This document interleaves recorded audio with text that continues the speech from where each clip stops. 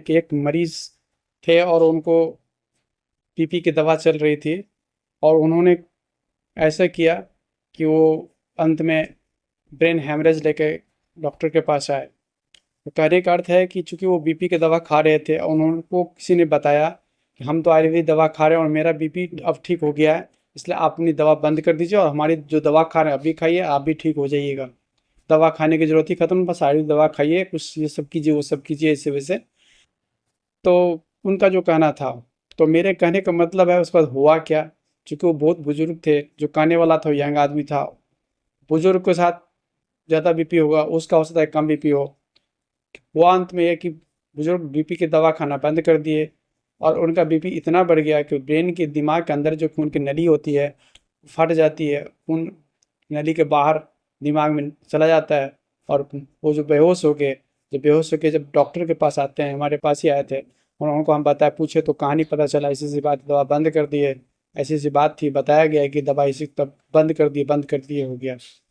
तो मेरे कहने का मतलब है कि इसमें क्या कहाँ गलती हुई। सबसे बड़ी गलती ये हुई कि आपको दवा बंद नहीं करनी चाहिए। दूसरी बात, अगर आप फिर भी बंद करना चाहते हैं तो आपके पास एक विकल्प और है। आप कुछ भी नया करते हैं, जैसे नई दवा शुरू हो रही है या दवाई बंद हो रहा है या दवाई नया स्टार्ट हो रहा है या दवाई में कोई बदलाव हो रहा है, तो आपको अपना बीपी खास के शुरुआत के 2-3 दिन सवेरे शाम चेक कर लीजिए और देख लीजिए बीपी सही रेंज में है कि नहीं। अगर शुगर के मरीज है, डायबिटीज़ के मरीज है, तो डायबिटीज़ रेंज में है कि नहीं। अगर इतना कर लेते हैं तो ये सब घटना होने के सवाल ही नहीं। अब मान लें आपको बदलने का मन ही है, आपको चेंज करने का मन है, आपको लग रहा है हम यही करें, तो आपके पास वो ऑप्शन है। उदाहरण के तौर पर आप देख रहे हैं इस वीडियो में कि रेंज होता है फास्टिंग ब्लड शुगर 70 से 100, खाने के 2 घंटे बाद 100 से 140 के बीच में लाना होता है मरीज के लिए। हिस्टोलिक बीपी आपको 110-130 के बीच में और डायस्टोलिक बीपी निचले वाला बीपी 70-80 के बीच में रखना होता है।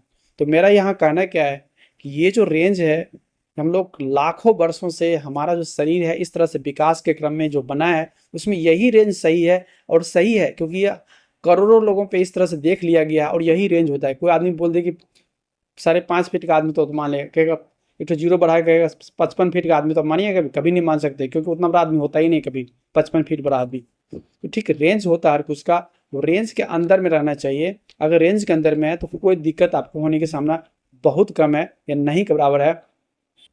तो अगर आपको दवा बदलने का मन है या दवाई बदला गया या डॉक्टर के पास दिखाने के या कुछ दवाई बदल दिया गया है, तो उसके 1-2-3 दिन तक अगर उस रेंज को चेक करके देखते हैं कि मेरा जो ब्लड प्रेशर है वो रेंज में है कि नहीं, मेरा जो ब्लड शुगर है वो रेंज में है कि नहीं। जैसे ब्लड प्रेशर 120/80 आ रहा है, एकदम ठीक है। 112/72 आ रहा है, वो भी ठीक है।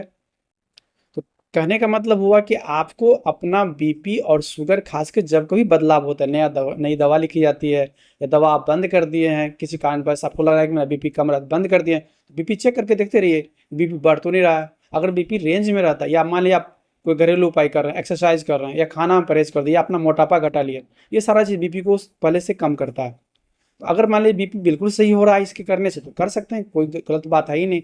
लेकिन इसके लिए करना है कि जब कभी आप ऐसा कुछ करते हैं जो नया है, शुरुआत हो रहा है, तो अपना बीपी जरूर चेक कर लिया कीजिए, 1-2 दिन मॉनिटर कीजिए। नई बाइक खरीदते हैं तो चलाते हैं तो थोड़ा ध्यान से चलाते हैं, क्योंकि लगता है कोई तेज न चल जाएगा, धीरे नहीं चल जाए।